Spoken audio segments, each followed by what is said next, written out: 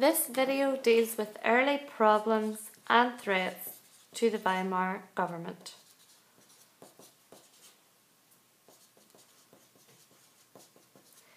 Ebert was the first president of the Weimar government. Ebert was in a very difficult position in that the politicians of the Weimar government were very unpopular due to the signing of the Treaty of Versailles. People were not happy and called these politicians November criminals,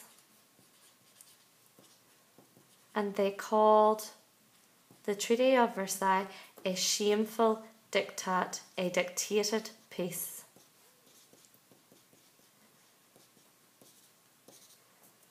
Ebert faced threats from both the left and the right. He faced threat from workers, communists, who wanted a brand new way of government where everybody was equal, and he faced threat from the right, the traditional Germans who wanted to go back to reinstate the Kaiser. We know that this government was very unstable by the fact that Ebert had to depend on three main groups to deal with this opposition. He had to deal with the Free Corps, who were a radical right-wing party. So by all intents and purposes, they wanted to reinstate the Kaiser. They didn't really like Ebert. He also had to use the army. And in the end, he had to turn to the people themselves. So the first group of opposition came from the left, the Spartacists, they were known as. The Spartacists were backed by sailors who had not been paid properly after the war. They were also looking for better working councils such as had been successful in Russia, in Lenin's Russia. They were led by Karl Liebknecht and Rosa Luxemburg.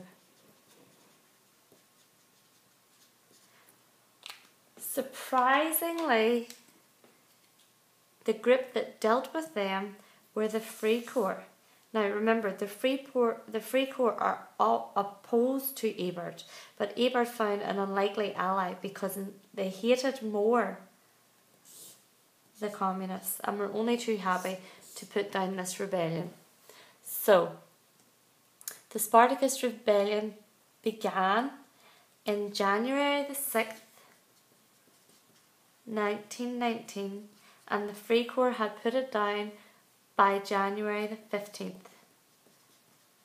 Both Liebknecht and Luxemburg were assassinated. The Free Corps then, realising how much power they actually had, began their own uprising led by a man called Wolfgang Kapp.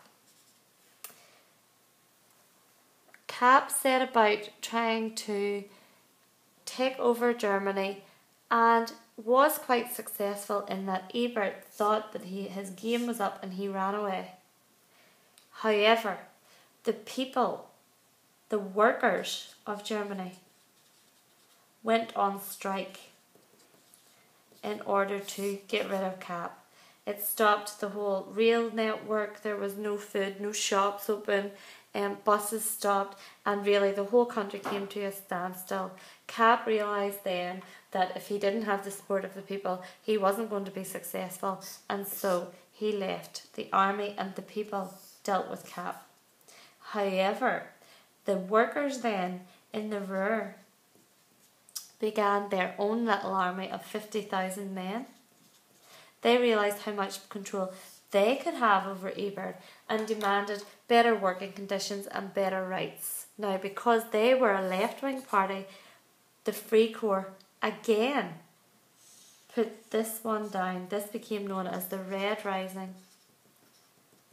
And this army of 50,000 men became known as the Red Army.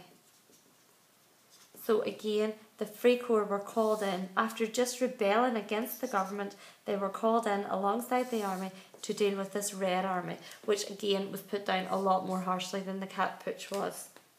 So, what is significant about these three uprisings is that it was not directly dealt with, none of them were directly dealt with by the government. They were all used. They used the Free Corps, they used the army, and they used the people themselves. This showed just how precarious a position Ebert found himself in.